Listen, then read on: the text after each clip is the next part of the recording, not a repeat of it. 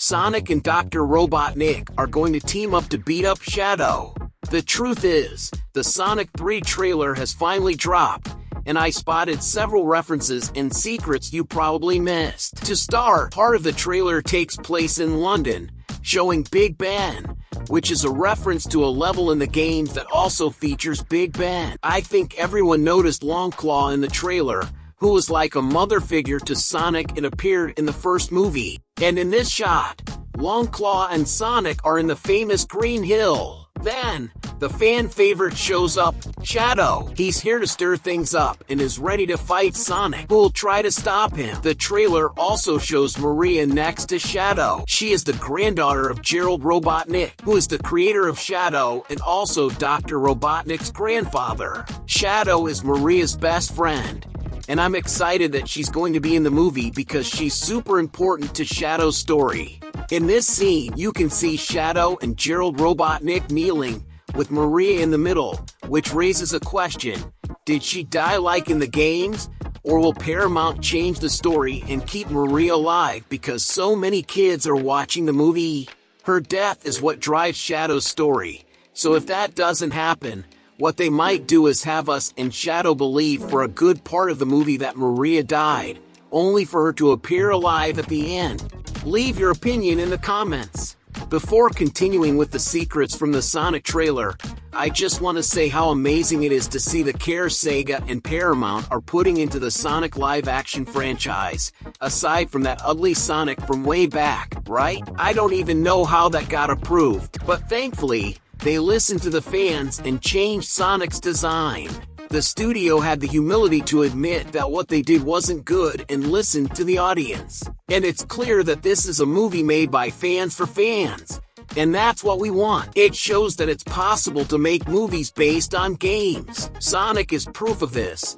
Mario Brothers is proof of this, whether it's live action or animation. As long as it's done with passion and from a fan's perspective, it can work. Well, then Shadow shows up and starts beating up Sonic, Knuckles, and Tails, and notice that now they're no longer in London, England, but in Tokyo, Japan, or at least that's what it looks like to me. There, you can spot references to various famous brands, like MasterCard, Starbucks, and L'Occitane. Shadow appears skating, which is cool because they kept this super important and iconic detail of the character. And in this scene, you can hear Sonic's theme song in a more epic version. He's too powerful.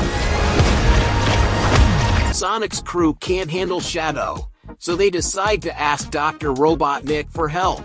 I thought it was amazing to see them team up for something bigger. It's a story structure that Hollywood has been using a lot lately, but it works if done right, just like Godzilla and Kong teaming up to take down Mechagodzilla, and even in Sonic 2, where Knuckles and Sonic join forces to defeat Robotnik himself. In the first scene where Robotnik appears, you can see stacks of pizza boxes, burgers, and sodas, suggesting he gave up on being a villain. And in the very next scene, he even says that if he can't take over the world, then he'll try to save it. At least he got the message. It's going to be awesome to see them all team up to take down Shadow.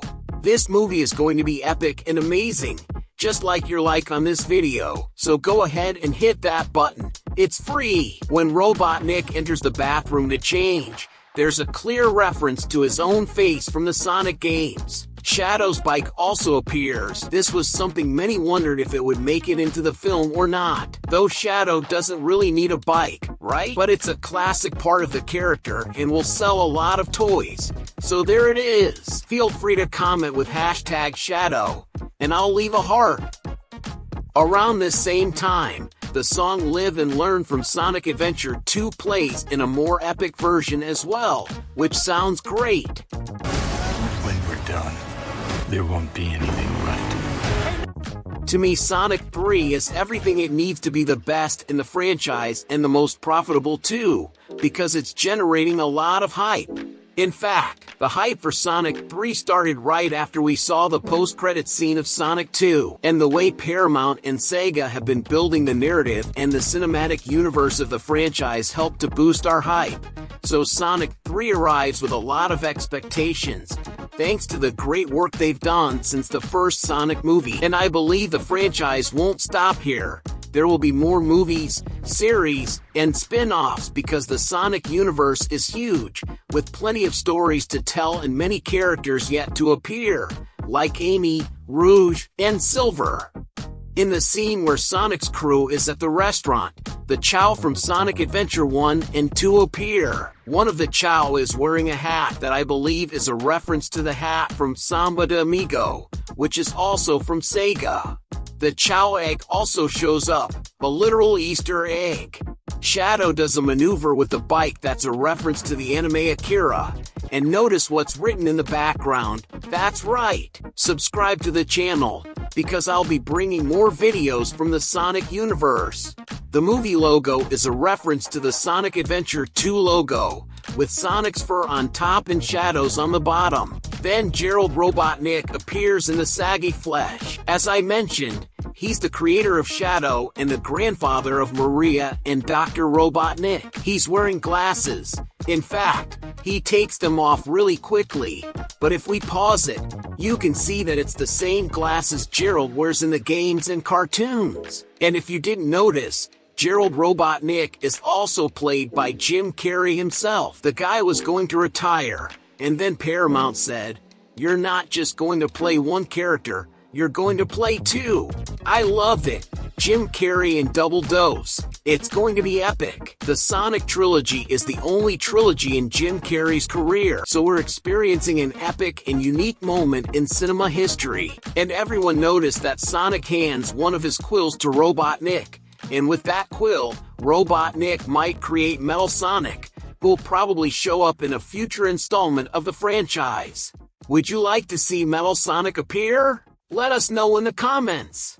If you're excited for this sequel, you must also be pretty hyped for the Zootopia sequel coming out next year. Plus, The Incredibles 3 and Toy Story 5 have also been announced. Click here to stay updated on everything. Thanks for watching the video this far, and until the next Cine lovers.